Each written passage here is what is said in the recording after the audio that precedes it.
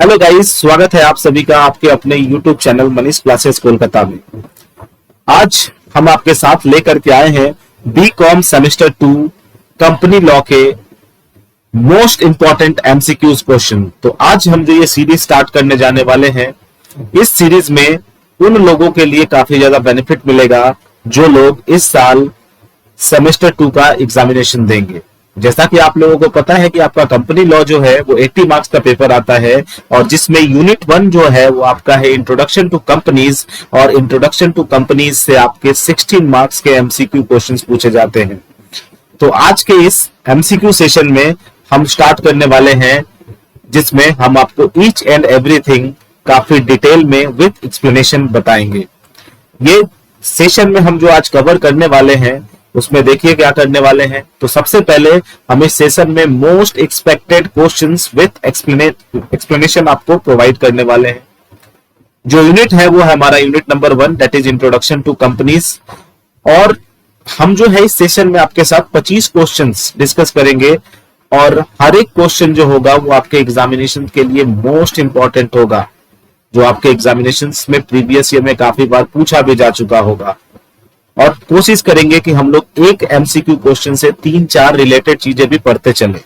तो चलिए बिना समय गवाए हम लोग शुरू करते हैं। तो देखिए सबसे पहला क्वेश्चन आपके सामने है कि the definition of a company is given in section dash of companies act 2013। तो बच्चों, जैसा कि आप लोग जानते हैं कि जो कंपनी है इसका डेफिनेशन हमारे सेक्शन 2 सब सेक्शन 21 में मिलता है। तो the definition of company is given in section 2 sub section 21। अब ये तो इसका आंसर हो गया, लेकिन इससे रिलेटेड आपको कुछ और बातें भी ध्यान रखनी पड़ेंगी। अब वो क्या ध्यान रखनी पड़ेंगी आपको?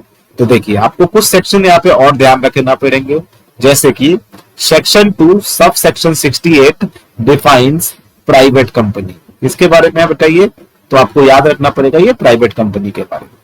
ठीक उसी तरीके से सेक्शन 2 सब सेक्शन 71 किसके बारे में है? तो सर ये डिफाइन करता है पब्लिक कंपनी को।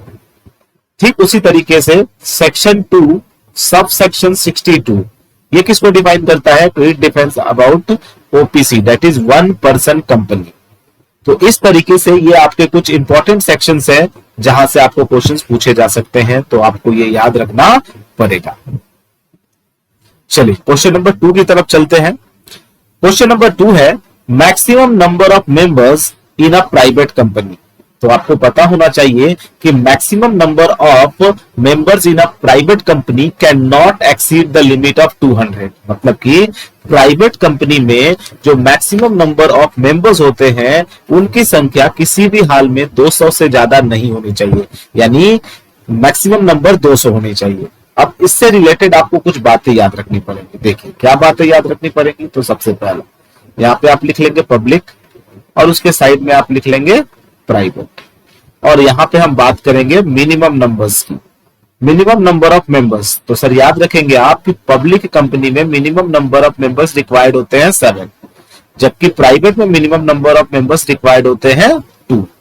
जबकि मैं आपसे बात करूं मैक्सिमम नंबर ऑफ मेंबर्स की, तो आप कहोगे maximum number of members in order to start a public company there is no limit. तो इस पे कोई लिमिट नहीं है।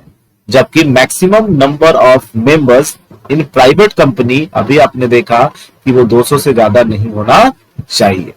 इसके बावजूद आप यहां से एक चीज और याद रख सकते हैं कि sir what is the minimum number of directors in case of public company and private company. तो याद रखिएगा, आपसे कभी एग्जाम में पूछ दे कि मिनिमम नंबर ऑफ डायरेक्टर्स कितने होते हैं, तो पब्लिक कंपनी में जो मिनिमम नंबर ऑफ डायरेक्टर्स होते हैं वो 3 होते हैं और प्राइवेट कंपनी में मिनिमम नंबर ऑफ डायरेक्टर्स 2 होते हैं। और कहीं ना कहीं ओपीसी के बारे में पूछ दिया कि ओपीसी में कितने डायरेक्टर्स होते हैं, तो आप बोलेंगे सर मिनिमम 1। अच्छा, और मैक्सिमम नंबर ऑफ डायरेक्टर्स, तो आपसे यदि एग्जाम में पूछता है कि मैक्सिमम नंबर ऑफ डायरेक्टर्स कितने होते हैं, तो आपको याद रखना पड़ेगा कि सर पब्लिक में maximum number of directors 15, private में भी मैक्सिमम नंबर ऑफ डायरेक्टर्स 15 और ओपीसी में भी मैक्सिमम नंबर ऑफ डायरेक्टर्स 15 ही हो सकते हैं। तो होप कि आपको ये क्वेश्चन नंबर 2 समझ में आया होगा। क्वेश्चन नंबर 3 की तरफ चलते हैं। क्वेश्चन नंबर 3 आपसे कह रहा है कि a public limited company must have a minimum of dash directors. देखिए अभी थोड़ी देर पहले ही मैंने आपको डिफाइन किया कि पब्लिक लिमिटेड कंपनी में कम से कम कितने डायरेक्टर होने चाहिए, तो सर 3 होने चाहिए। यदि प्राइवेट लिमिटेड होता तो आप वो संख्या 2 कर देते, ओपीसी होता तो मिनिमम 1 हो जाता, और मैक्सिमम तो मैक्सिमम प्राइवेट में भी पूछे, पब्लिक में पूछे या ओपीसी में पूछे, तो तीनों में ही जो मैक्सिमम जो लिमिट होती है वो 50 होती है। क्वेश्चन नंबर 4 देखेंगे। देखिए क्वेश्चन नंबर 4 क्या कह रहा है आपसे कि the definition of dash company was introduce in companies act 2013, यानी इंडियन कंपनीज एक्ट 2013 जब इंट्रोड्यूस किया गया था तो इसको कौन से नई कंपनी को इंट्रोड्यूस किया गया था इस सेक्शन में। तो जब ये एक्ट बनाया गया तो इसमें एक कंपनी को इंट्रोड्यूस किया गया, that is called dormant company. और याद रखिएगा dormant company is defined in section 455। ये एग्जाम के पॉइंट ऑफ व्यू से जरूरी है कि डोरमेंट कंपनी को कौन से सेक्शन में डिफाइन किया गया है, तो it is defined under section 455। चलिए अगले सवाल पे आ जाते हैं। अगला सवाल है one person company is a special type of. तो one person company is a special type of what. तो ऑप्शन है आपके पब्लिक कंपनी, ऑप्शन बी है आपके प्राइवेट कंपनी, ऑप्शन सी है आपका लिस्टेड कंपनी, ऑप्शन डी है आपका फॉरेन कंपनी। तो व्हाट विल यू राइट कि ओपीसी यानी one person company is a private company. OPC क्या है, तो ओपीसी एक प्राइवेट कंपनी है। On the basis of liability of members की लाइबिलिटी के अकॉर्डिंग कंपनी को हम 2 भागों में डिवाइड करते हैं। वो कौन कौन से हैं, तो यू विल से कि sir on the basis of liability company can be divided into 2 types and it is limited and unlimited liabilities. So option number 6 का B is the correct answer। आ जाइए अगले सवाल की तरफ चलते हैं। अगला सवाल है आपके सामने कि definition of dash company is given in section dash. तो ये आपको अच्छे से याद रखना पड़ेगा कि डेफिनेशन ऑफ डैश कंपनी, तो definition of public company is given in section 2 sub section 71। ये याद रखेंगे सर आपकी डेफिनेशन ऑफ किसका डेफिनेशन दिया गया है, तो definition of public company is given in section 2 sub section 71 के अंदर। यहां से एक और सवाल बन सकता है कि जब यहां से आपसे कुछ भी पूछ सकते हैं, फॉर एग्जांपल 268 पूछ सकते हैं, तो आपको पता होना चाहिए कि 268 में क्या होता है सर, अपना प्राइवेट कंपनी होती है, ठीक है। यदि आपसे पूछ देते कि 271, तो अभी आपने देखा 271 क्या है, तो अभी आपने देखा कि इसमें डिफाइन किया गया पब्लिक कंपनी को। सिमिलरली ठीक इसी तरीके से यदि वो आपसे पूछ देते कि सेक्शन 2 सब सेक्शन 62 में किसको डिफाइन किया गया है, तो आप लिखते ओपीसी यानी वन पर्सन कंपनी को। तो आशा करते हैं आपको ये जो बातें हम बता रहे हैं वो समझ में आ रहा होगा, और यदि आपको समझ में आ रहा है और आपको हमारा सेशन अच्छा लग रहा है तो आप हमारे इस सेशन को अपने फ्रेंड्स में सर्कुलेट कीजिए, ताकि हम इस पूरे के पूरे सीरीज का सेशन और भी लाएं और ये आपके एग्जामिनेशन में काफी ज्यादा हेल्पफुल हो।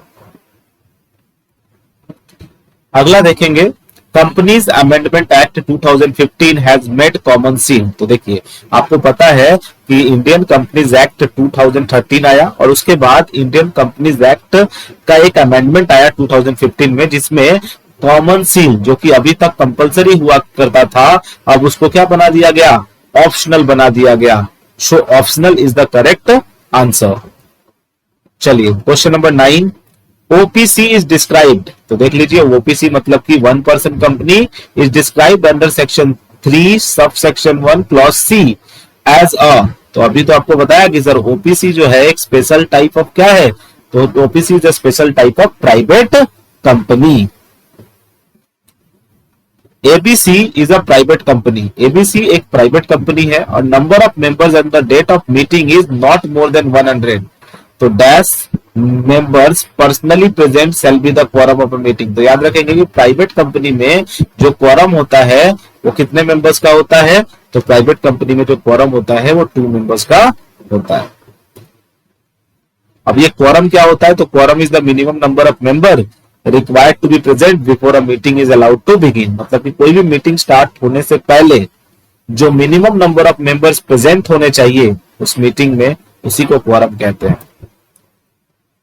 अ कंपनी इज अगला क्वेश्चन नंबर 11 पे हम चले आए हैं। क्वेश्चन है a company is dash body created by law. तो आप सभी को पता है कि company is an artificial person या आर्टिफिशियल बॉडी। कंपनी क्या है? तो कंपनी एक आर्टिफिशियल बॉडी है जिसको कानून के द्वारा यानी लॉ के द्वारा क्रिएट किया गया है। अगला सवाल, the companies act 2013 has been divided into dash chapters with dash schedules. Most important, यानी आप इसको वेरी वेरी वेरी इंपॉर्टेंट कह सकते हो, क्योंकि इसमें आपसे पूछ रहा है इंडियन कंपनीज एक्ट 2013 को कितने भागों में डिवाइड किया गया है।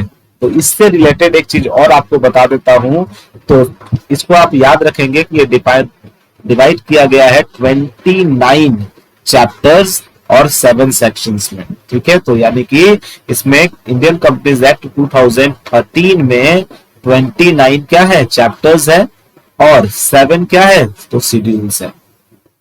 और एक बात यहां पे याद रखिएगा, आपसे आगे हो सकता है तो पूछ सकता है कि इंडियन कंपनीज एक्ट में कितने सेक्शन है।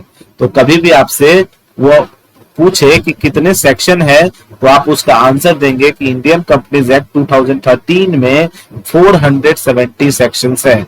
और इंडियन कंपनीज एक्ट 2030 कहां एप्लीकेबल होता है? तो Indian companies act 2030 whole of India यानी पूरे भारत में एप्लीकेबल होता है। अगला सवाल है क्वेश्चन नंबर 13 कि company limited by guarantee is defined in section dash of the companies act 2013। मतलब कि कंपनी लिमिटेड बाय गारंटी को कहां एक्सप्लेन किया गया है? तो याद रखिएगा, companies limited by guarantee is defined in section 2 sub section 21 में डिफाइन किया गया है। इसके साथ आपको कुछ महत्वपूर्ण बातें याद रखनी पड़ेंगी। देखिए, जैसे कि आपसे एग्जाम में पूछ सकता है कि सेक्शन 2 सब सेक्शन 6 में क्या डिफाइन किया गया है, तो आप कहोगे एसोसिएट कंपनी। उसी तरीके से आपसे एग्जामिनेशन में पूछ सकता है कि सेक्शन 2 सब सेक्शन 22 में क्या डिफाइन किया गया है, तो आप कहोगे कंपनी लिमिटेड बाय शेयर्स को। ठीक इसी तरीके से यहां से आपसे क्वेश्चन पूछा जा सकता है कि सेक्शन 2 सब सेक्शन 46 के अंदर क्या डिफाइन किया गया है, तो आप कहेंगे कि होल्डिंग कंपनी के बारे में।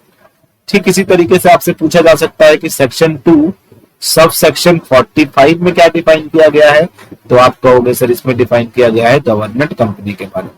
ठीक इसी तरीके से आपसे पूछा जा सकता है कि सेक्शन 2 सब सेक्शन 87 में क्या बताया गया है, तो आप कहोगे यहां पर सब्सिडियरी कंपनी के बारे में बताया गया है। ये आपको ध्यान रखना पड़ेगा।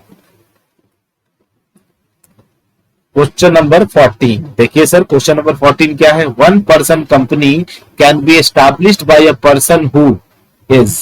तो 1 पर्सन कंपनी को कौन एस्टैब्लिश कर सकता है? हम सभी को ही जानते हैं कि 1 पर्सन कंपनी का मतलब होता है कि कोई भी कंपनी, कोई भी प्राइवेट कंपनी जिसको कि फॉर्म करेगा कोई एक बंदा, तो वो कौन हो सकता है? He must be a citizen of India, resident in India, या बोथ ए एंड बी। तो आपको पता होना चाहिए कि 1 पर्सन कंपनी स्टार्ट करने के लिए आपको भारत का रेसिडेंट होना पड़ेगा और भारत का नागरिक होना पड़ेगा। दोनों कंडीशन फुलफिल करनी पड़ेगी। यदि आपको हमारा सेशन अच्छा लग रहा है तो आप हमारे YouTube channel Manish classes Kolkata के ऊपर जाकर के हमारे YouTube चैनल को सब्सक्राइब करें और आप अपने फ्रेंड सर्कल्स में भी इसे शेयर करें ताकि उनकी भी मदद हो सके। यदि आप लोगों का रिस्पांस अच्छा रहता है तो हम डेफिनेटली ट्राई करेंगे कि हम आपके लिए इस तरीके के सेशन रेगुलर बेसिस पे लेकर के आए और आपके एग्जामिनेशन से पहले सारी चीजों को इस तरीके से प्रिपेयर कर ले ताकि आप अपने एग्जाम में काफी बेहतर तरीके से परफॉर्म कर पाए। इस हमारे सजेशन से हमारे जितने भी पेड स्टूडेंट्स हैं, उन लोगों ने प्रीवियस ईयर में जिन लोगों ने भी एग्जाम दिया है, उन सभी लोगों ने 90+ जो है वो स्कोर किया है। तो आप बने रहिए हमारे साथ और कोशिश कीजिए चीजों को समझने के लिए, नोट कीजिए पेन पेपर लेकर के और एक एक चीज आप समझते जाइए। अगली बात क्या है देखेंगे। देखिए सर, अगला क्वेश्चन है आपसे कि बॉडी कॉर्पोरेट का मतलब क्या होता है। Body corporate means a entity. तो body corporate means a corporate, real, nominal, scientific. तो आप सभी को पता है body corporate means a corporate body. On the basis of public participation, company limited by shares can be of two types, that is private company and public company। ये हम लोग पढ़ चुके हैं कि कंपनी लिमिटेड बाय शेयर्स दो तरह की होती हैं, एक को कहते हैं हम प्राइवेट कंपनी और दूसरे को कहते हैं हम public company. Question number 17 important है, आप इसको इंपॉर्टेंट की कैटेगरी में रख सकते हैं। क्यों? क्योंकि ये प्रीवियस ईयर में आया हुआ सवाल है कि a company incorporated never dies. आपको पता है कि कोई कंपनी एक बार रजिस्टर्ड हो जाती है तो फिर उसकी डेथ नहीं होती, because it has perpetual existence. क्योंकि एक मेंबर जाएंगे तो उनकी जगह कोई दूसरा मेंबर आ जाएगा। क्वेश्चन नंबर 18 पे चलते हैं। क्वेश्चन नंबर 18 क्या है? Which one is not a feature of a company. इसमें से कौन सा कंपनी का फीचर नहीं है? तो सर हम जानते हैं कि limited liability is a feature of a company, separate property और सेपरेट एंटिटी ये भी सर कंपनी की प्रॉपर्टी है। Thereafter next registered office, ये भी कंपनी का फीचर है। तो यूनिटी ऑफ कमांड सर ये कंपनी का फीचर नहीं है। तो option number D is the correct answer. Question number 19 पे पहुंच चुके हैं हम लोग। क्वेश्चन नंबर 19 कह रहा है कि there is a lock in period of dash year to voluntarily convert an OPC into any other type of company. यानी कि आपने यदि ओपीसी यानी कि 1% कंपनी स्टार्ट की है तो आप उसको दूसरे type of company like private company और पब्लिक कंपनी में कन्वर्ट करा सकते हो, लेकिन कितने साल बाद? तो सर 2 साल बाद, क्योंकि 2 साल का लॉक इन पीरियड होता है। आगे आ जाइए, नेक्स्ट देखते हैं। Minimum number of directors. याद कीजिए आज के शुरुआत की क्लास में ही मैंने आपके साथ ये क्वेश्चन डिस्कस किया था कि minimum number of directors in case of public company is. तो पब्लिक कंपनी में जो मिनिमम नंबर ऑफ डायरेक्टर्स होते हैं वो होते हैं 3, प्राइवेट कंपनी में मिनिमम 2 और ओपीसी में minimum 1। Question number 21, minimum number of members in case of private company. देखिए आ गया, प्राइवेट कंपनी में मिनिमम नंबर ऑफ मेंबर्स कितने होने चाहिए? तो minimum number of members sir कितने होने चाहिए? तो आपको पता है मिनिमम नंबर ऑफ मेंबर्स 2 चाहिए। पब्लिक में कितने चाहिए? तो सर पब्लिक में 7 चाहिए।